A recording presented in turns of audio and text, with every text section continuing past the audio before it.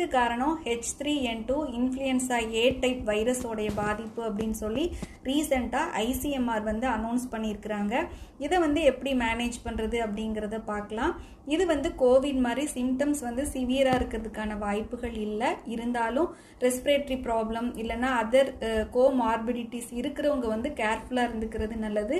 இவங்க வந்து வெளியில் போகும்போது மாஸ்க் யூஸ் பண்ணிக்கிறது நல்லது. அப்புறம் வெளியில் போயிட்டு வந்து கை கால் முகத்தெல்லாம் வாஷ் பண்ணிக்கிறது ரொம்ப நல்லது.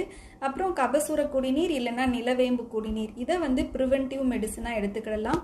ப்ரிவென்டிவாக எடுக்கும்போது 3 நாளைக்கு மட்டும் காலையில் சாயங்காலம் 2 வேளை 30லிருந்து 50 ml வரைக்கும் பெரியவங்க எடுத்துக்கிடலாம். சின்ன குழந்தைங்க வந்து 10லிருந்து 30 ml வரைக்கும் 2 வேளை 3 நாள் மட்டும் எடுத்துக்கிடலாம்.